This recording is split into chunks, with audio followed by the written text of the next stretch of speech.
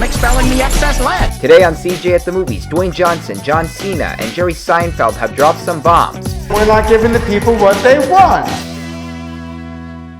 Well, it's time for me to purge on my list of the absolute worst movies of 2024. I'm Christopher Zweig. Let the countdown begin.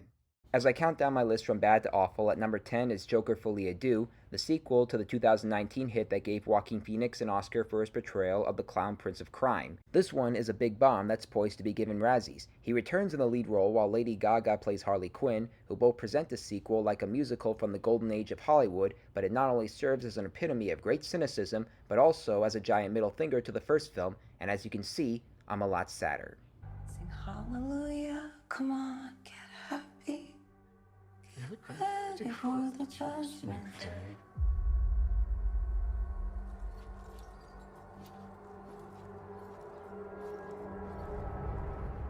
My number 9 choice is another bad sequel called My Spy: The Eternal City, and I still fail to see what people saw in Dave Bautista and Chloe Coleman's characters in the first film, which was basically another lame cop-and-a-half movie spiked with annoying Tatum O'Neal expressions, and the fact that it takes place in Italy makes me say this: Questa seguito fa schifo. Translation, this sequel sucks. I'm coming in. Whoever's in there better have clothes on. Tell me of an unclouded day.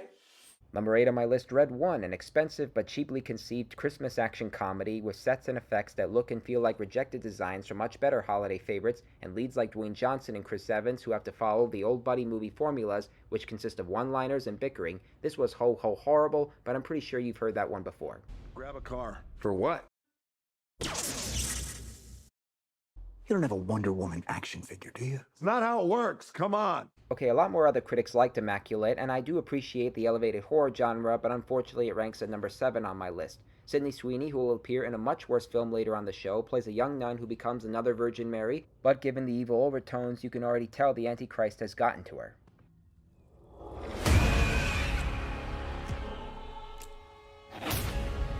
Out of all the women in the world, why did he choose me? How can we trust what's inside you? Number 6 on my list is Argylle, a wasted spy action comedy from Kingsman filmmaker Matthew Vaughn. This one had an all-star cast including Bryce Dallas Howard, Samuel L. Jackson, Henry Cavill, Sam Rockwell, Catherine O'Hara, and Bryan Cranston, but half the twists were predictable and the other half was convoluted. This is espionage at its worst. I want all assets On them now. I need her to write the next chapter. God, I hate that cat. Number 5 on my list is The Front Room, which should go out the back door and never come back again. It tells the story of a religiously abusive old woman who moves in with her stepson and his African-American wife, and the reason that adjective is important is because she becomes victimized by the old woman's stomach-churning bodily functions, some obligatory twisted scenes, and racism. I don't even know who the target audience is supposed to be for this A24 bomb, but I do know this old lady is the Antichrist. You're a racist. You don't know what real racism is. You're gonna tell me? Have I offended you? Holy Another movie from the gates of hell is my number 4 choice, Jackpot, which was a big hit on Amazon Prime Video, but a major headache for me. It takes place in the near future when another Great Depression forces the people of Los Angeles to murder the lottery winner by sundown. The main winner/target is Awkwafina, who looks and acts like a leering dimwit, while John Cena is one of the few kind people to help her, and I emphasize the word few.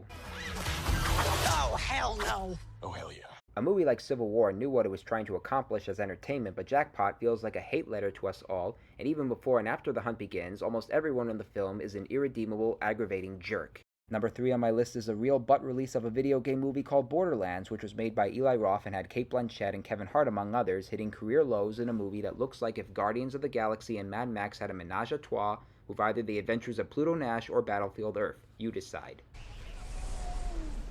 It's Pete. It's Pete. Why do you think it's called Piss Wash?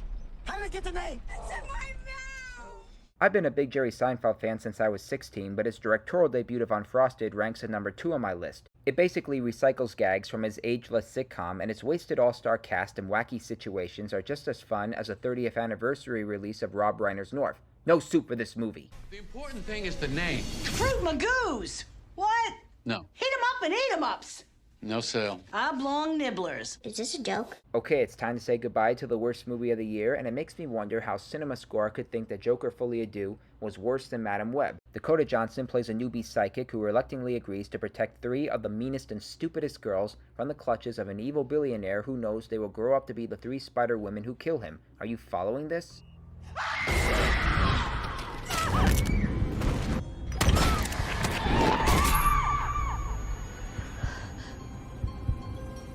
What really offends me about Madame Web, besides a recycled Spider-Man 2 shot and the fact that it's presented as a teaser for a superhero franchise, which I'm sure will never happen, is the fact that these women are depicted as selfish idiots and stupid jerks, and they also happen to be played by Celeste O'Connor, Isabella Merced, and Sydney Sweeney, Deja Vu. A female superhero movie can be smart and fun, Wonder Woman and Captain Marvel prove that, but the key thing is it has to be smart and fun, and I think Johnson, who did a better job this year with MILK and Daddy-O, is not capable of carrying movie franchises. Okay, recapping my list of the worst films of the year. At number 10, Joker Folie à Deux. Number 9, My Spy the Eternal City. Number 8, Red One. Number 7, Immaculate. Number 6, Argyle. Number 5, The Front Room. Number 4, Jackpot. Number 3, Borderlands. Number 2, Unfrosted. And the worst film of the year, and maybe even the decade, if there's nothing worse than Madame Web. Well, those are the movies I absolutely hated this year. I'm Christopher Zweig. Happy New Year, stay safe, and I'll see you at the movies.